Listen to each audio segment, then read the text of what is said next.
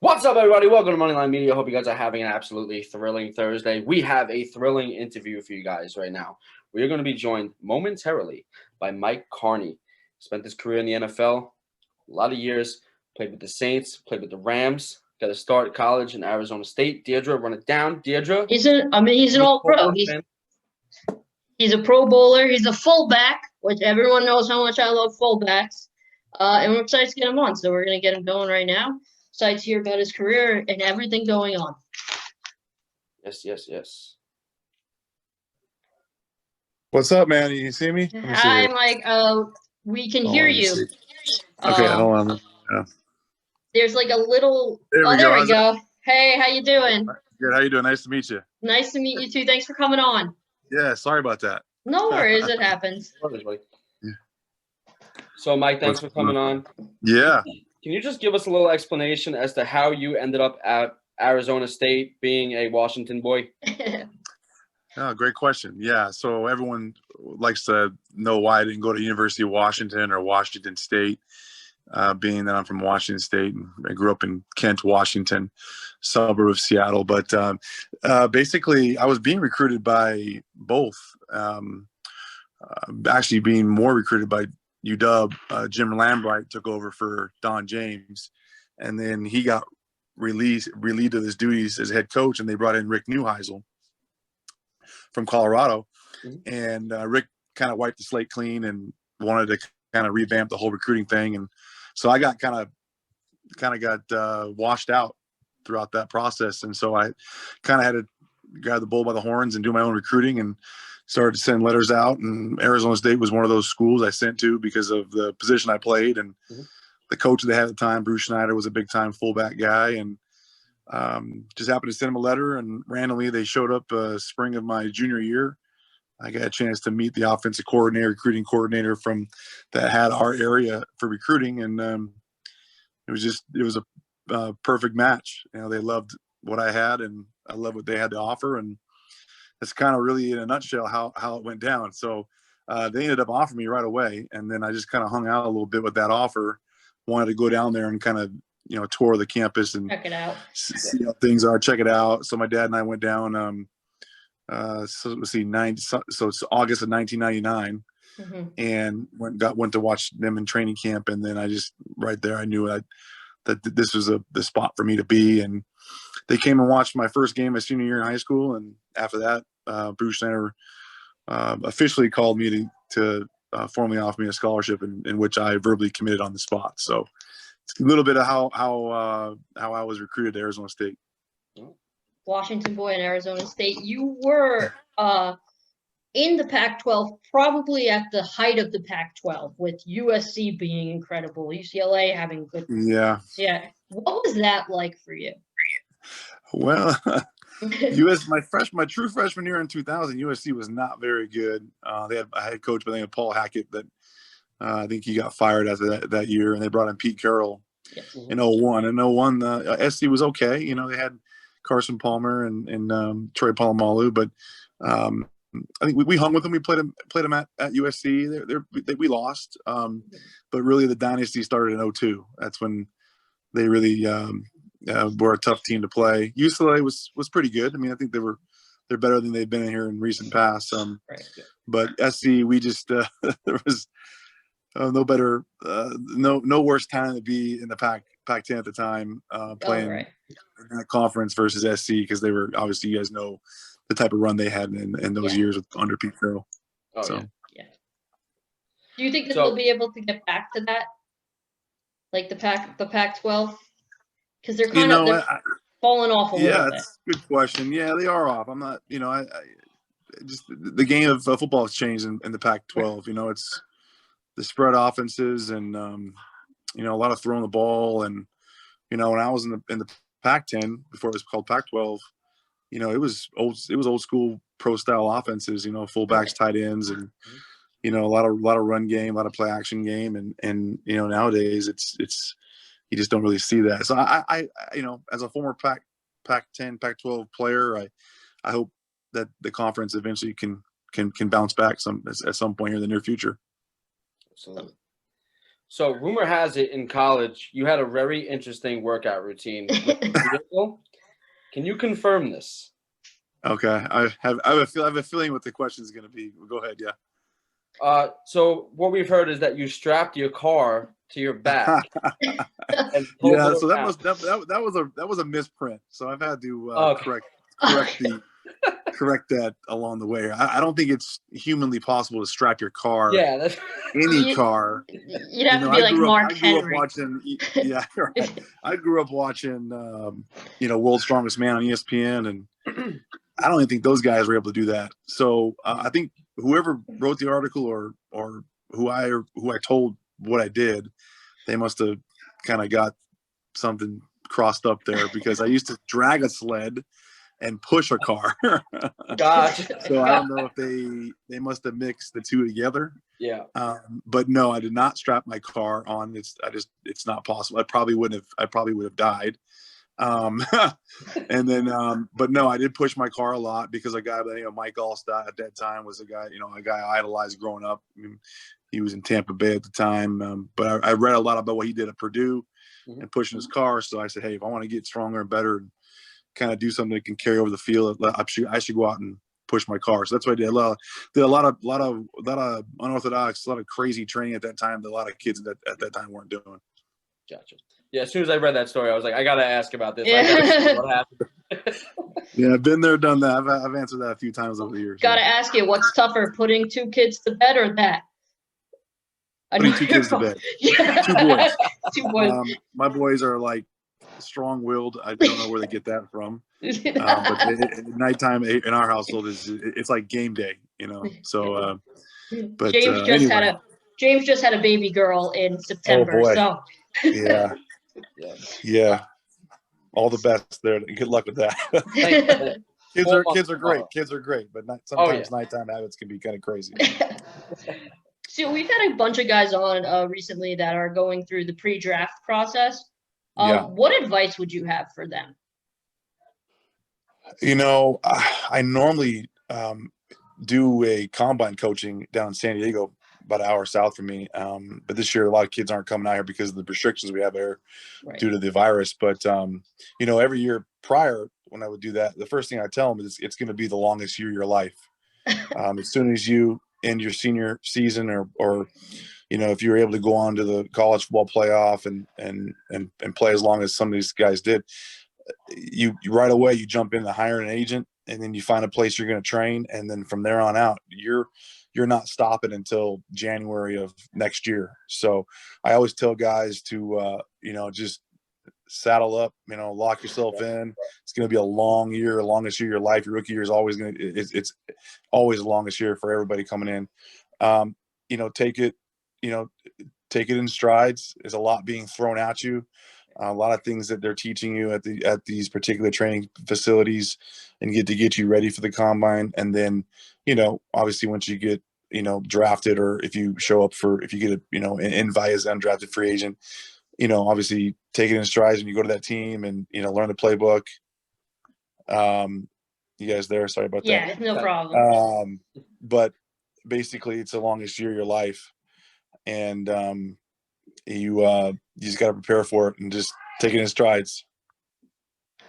Gotcha. The dinner menu set. Sorry about that. So being a 5th round pick, wow, it was a big shock to me. Happy to be drafted. Obviously you want to be drafted as high as you possibly can. But I ended up being the first fullback selected that year. So for me, it was awesome. It was everything I ever wanted to be. The goal was to get drafted. At the end of the day, if I could have been just, even if I just got an invite to a camp, that would have been awesome too. But to be, fortunate enough, blessed enough to be drafted, that was definitely a goal of mine. So very excited when the Saints were able to trade up 2 spots and select me and have me go down there and block for Deuce McAllister. Gotcha. Great running back there. Yeah.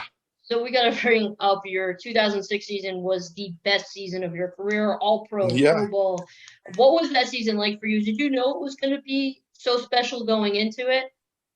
No, I did not. I mean, we had a new head coach in Sean Payton, and a new quarterback in Drew Brees. We drafted Reggie Bush. We had a bunch of guys that some guys held over from the 2005 season. A lot of guys let go, and then we got a lot of guys in free agency. Scott Fajita, Mark Semino, Hollis Thomas, name a few. Scott Shanley. I mean, we had a lot of guys. So we didn't know what we were going to be. We didn't know what our identity was going to be. Right. We didn't know what the nucleus was going to be like. We didn't know how we were all going to get along. But it ended up being, probably the greatest year of my career, like you mentioned. It was one of those years. And then we had, you get reintroduced to the Superdome after the hurricane. Right. So, that year was just, it was a very emotional year. Yeah. I do know this. We took it personal. We wanted to bring New Orleans back. We wanted to do right by the people, everything that they had suffered and gone through the year before.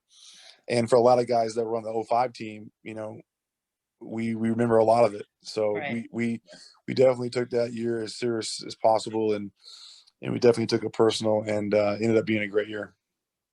That's awesome. So in that year, you had a game in December against the Cowboys. Mm-hmm. You had 2 receiving touchdowns and a rushing touchdown. Yep. What came over you that game? Everything just clicking? Yeah, I tell people, I guess, being in the zone. People say, "Hey, I was in the zone." Well, for me, that was the one time I was ever in the zone. Pretty much everything I touched turned to gold.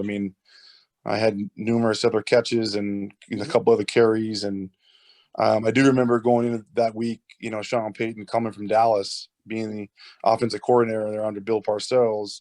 He would just kind of randomly come up to me throughout the week and just be like, "Hey, they don't cover the fullback in the flat. Hey, be ready." And as a fullback, you're going, "Oh, okay, I hear that all the time." Right. Just kind of one year out the other. Mm-hmm.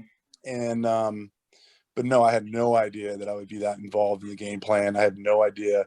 Our goal was to go in there and win the game. Yeah. Obviously you grow up knowing about the America's team, Dallas Cowboys, but we definitely knew this team there was no Trey Aikman on that team. There was no Michael Irvin.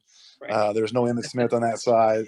So we came in there like gangbusters. We wanted to it was on Sunday Night Football, nationally televised. We really wanted to put ourselves on the map.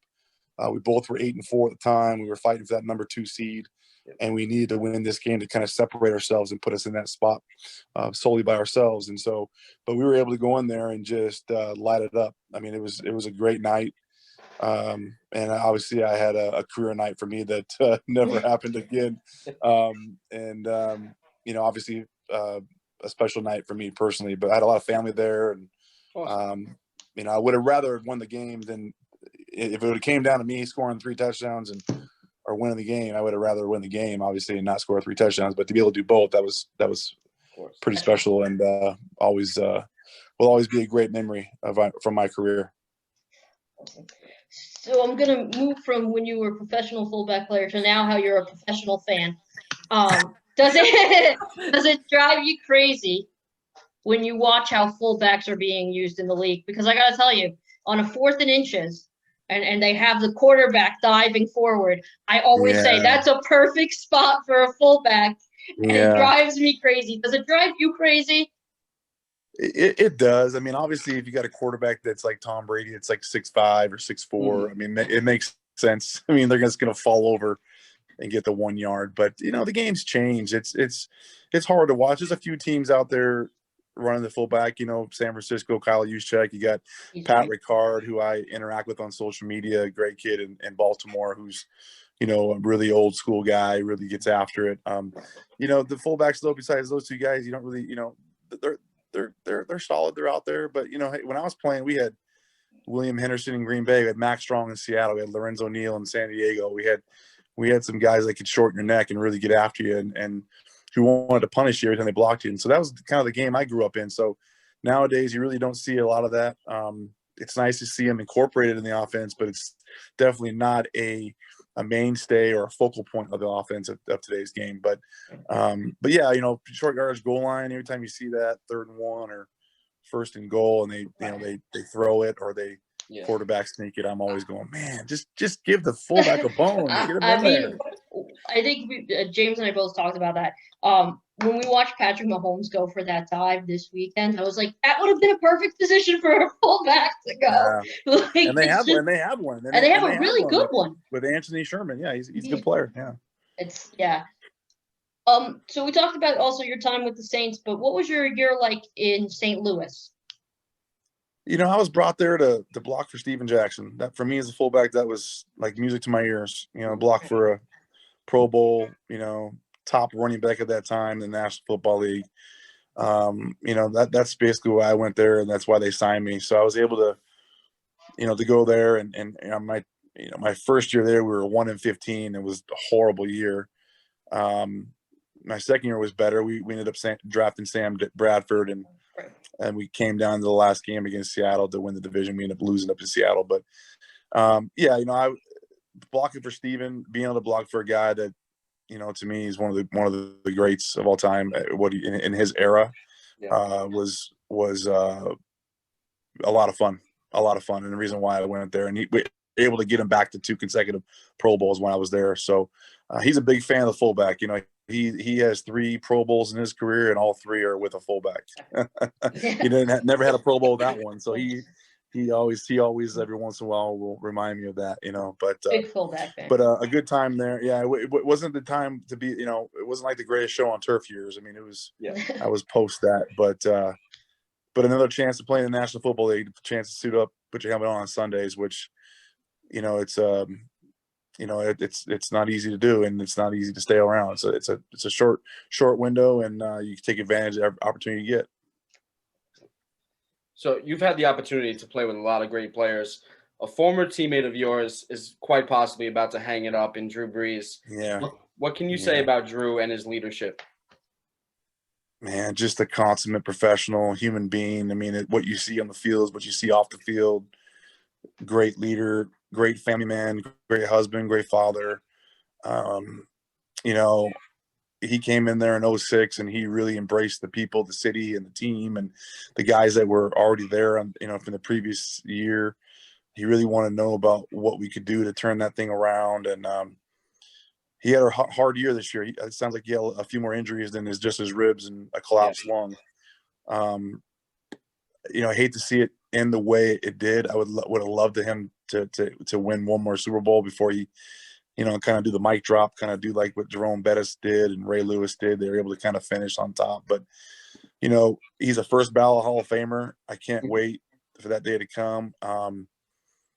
Just the way this season went for him, it sucks. But, the guy, he's played 20 years, and he's what owns every record out there, or within the top 3 or top 2 of every record out there. So, but very blessed, very thankful, very grateful that I was able to be a teammate of his for 3 years.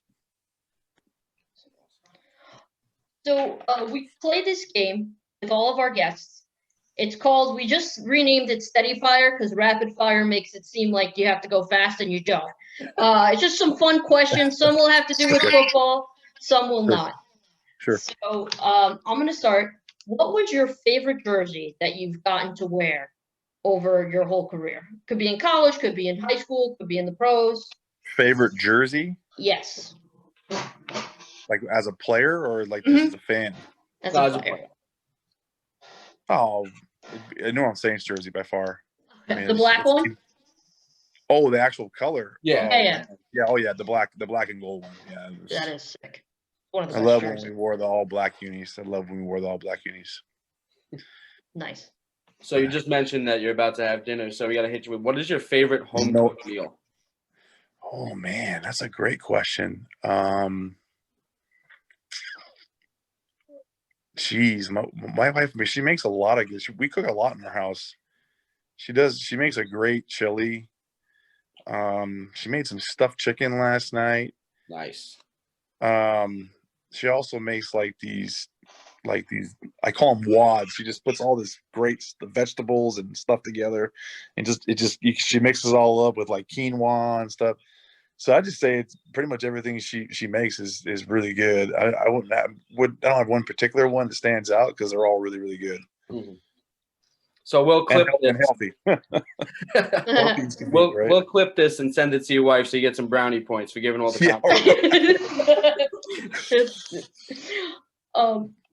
Who has the craziest opposing fans? Like any like a place that you went to that you're like, oh my god, these fans are crazy. Man, Raider fans are nuts. Okay. Raiders fans are crazy. You know who is quite the surprise when I played there was Green Bay fans. They're actually crazier than you think. Really? It looks wow. With the history behind them and and being at Lambeau Field, like, it's so historic. I mean, to be able to say, hey, I played at Lambeau Field a few times, but their fans are crazy. They talk trash to you. I mean, they're them and then Chicago Bears fans obviously are crazy as well too. So I would say Oakland, Green Bay, and Chicago had some of the craziest fans. Just because of their passion, more than anything. I mean, nothing that they said I've never heard before, but any particular interaction with an opposing fan that was crazy? Not necessarily. I mean, for me, being from Washington and then going back to Seattle to play the Seahawks, I used to get hammered by fans. They'd have signs up. They would be like, I mean, I used to turn around and be like, hey, man, like when you come out of the tunnel at the Quest, I don't know what the name of the stadium there is now, but it was called Quest Field when I was playing in Seattle. You come out of the tunnel and man, they're screaming and yelling and calling your names. I'm like, hey man, I'm from here. I'm one of you. Like you're looking up, like you're coming out of the tunnel. They're just calling your names. And I remember this one guy was getting a little too far. I said, hey man, you need to stop. You need to watch yourself, whatever, And as soon as someone else came out, he went to the next guy. So I was like, oh, this guy doesn't care who I am. He has no idea. But at the end of the day, I'm like, I'm from here, bro. Okay. I used to go to Seahawks games as a kid. I grew up rooting for Dave Craig, Steve Largent, the running back Kurt Warner, Jacob Green. I mean, I grew up, and sitting there going, but they don't care. You're in a different uniform than the Seahawks, and they do not like you. So I would say the Seattle fans, I used to have some interaction with them just because I was like, hey man, I'm a native. Why you gotta be so mean? Gotcha. All right. So who was the most fun teammate to travel with, and who was the most annoying, but in a good way? Oh boy. Let's see. Most fun to travel with was probably Fred McAfee. He's still a player development guy down in New Orleans right now. Mm-hmm. He was our special teams guy, funniest guy on the planet. Still is funny today. So I'd say him and probably the worst because he just didn't know when to stop. Like when it's time to get serious, he's still over there joking around, right? But that's just who he was. So great guy to travel with, great guy to go out and have dinner with on the road. But then he'd be like, okay, Fred, that's enough. It's kind of it's game time. What? It's game time. Let's have some fun. It's like, yeah, man, but I got a bigger job than you today. You're running down kickoff. You're running down as the PP on punt. I'm trying to block Urlacher today. I'm trying to block Derek Brooks today. I'm trying to block some future Hall of Famers, current Hall of Famers. So I'd say Fred McAfee. Oh, you bring it up. Who was the toughest guy to block? Oh, toughest guy to block was by far Patrick Willis. Okay. Patrick Willis, yeah, he was very. That guy he's something else. Now I've never faced a linebacker like Patrick Willis. He was just he would take you on too. It was going to be a fight. I'd say pretty much any linebacker that wrestled was tough. Wrestlers I think are the pound for pound functionally strongest athletes in the world. I wish I would have wrestled, but every time I went against a linebacker or a defensive end or somebody that I knew they wrestled, I'd go up to him after the game, like, you wrestled, didn't you? Like, oh yeah, I was like high school American. It's funny. You look at Aaron Donald, and people go, wow, this guy is such a beast. Why he's so? I think Aaron Donald was a wrestler. He's a wrestler. Grew up wrestling his whole life. That's what people understand. That's why he's so explosive and so strong and so so good in those in those positions where most guys are weak, so. But overall, Patrick Willis was by far one of the toughest to block.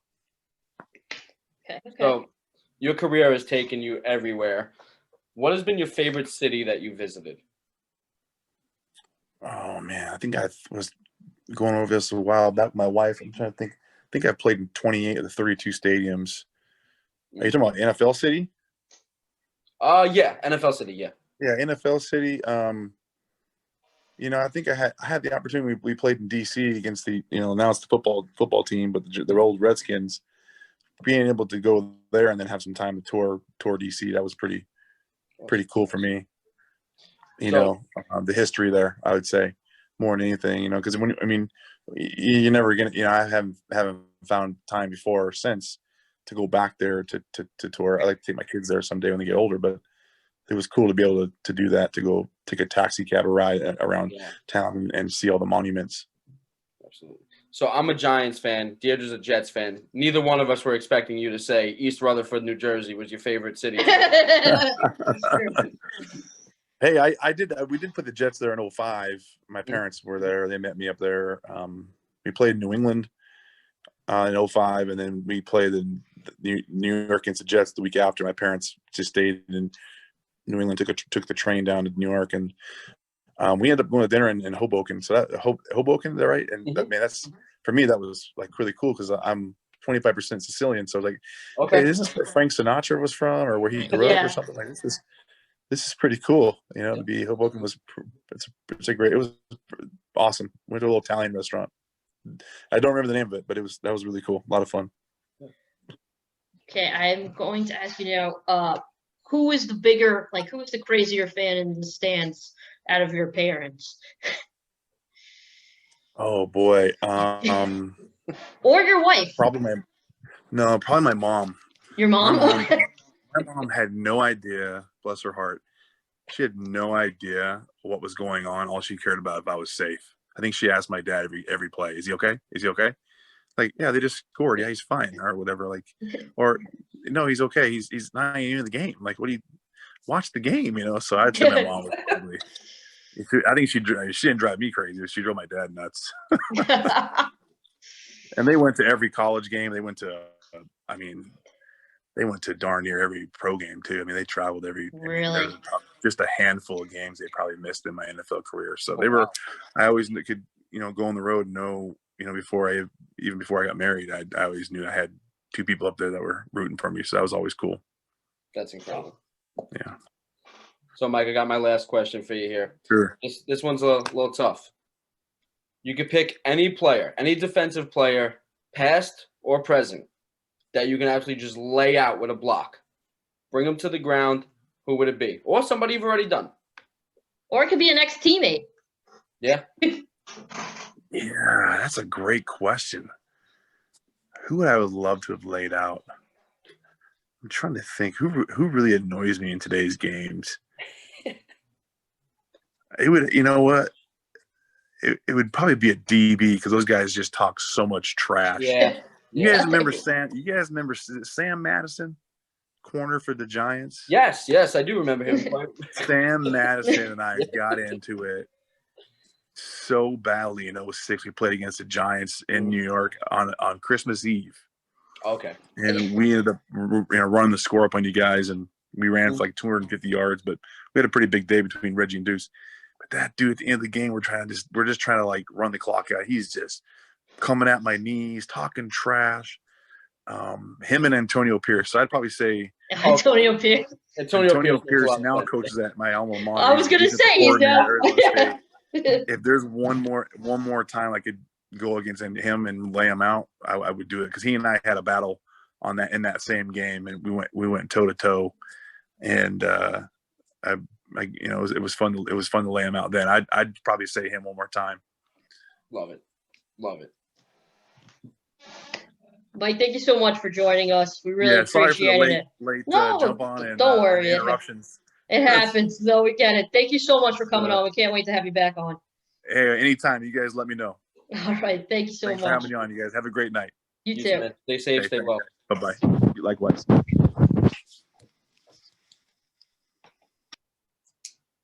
All right. That was Mike Karney. All pro. Big time. 2-time Pro Bowler. All All pro. pro. Saints, Rams, Arizona State Sun Devils. Beast. Beast. And he absolutely annihilated my most hated team, the Dallas Cowboys, Yeah. in 2006 with a 3-tud game. I don't know if they're your most hated team, though. I think No. it changed this year. To who? Oh, yeah. Yeah. But awesome guy. Great guy. And that is it for tonight's show. By the way, We'll be I back. love the fact that he said he would want to lay out Antonio Pierce. I love that. I didn't even like Antonio Pierce. I loved Antonio Pierce. Did you? I did. Wasn't a big fan. Great tackler, though. Great tackler. Oh, yeah. But great interview, guys. Thanks for joining us. Big thank you to Mike Karney for coming on. Big thank you to Deirdre. For Sorry, we got, you know. I noticed. Big thank you to me for having a great slogan. So we're going to say it right now. But I'm doing it better than you. Yeah, okay. I will show up with a 5-gallon water jug. I know, you're going to have to. Does it have little sayings? Hold on. Oh, God, here we go. He can't be one up. Ladies. All right, you He ready? can't be one up. Stay safe. Stay well. Stay hydrated.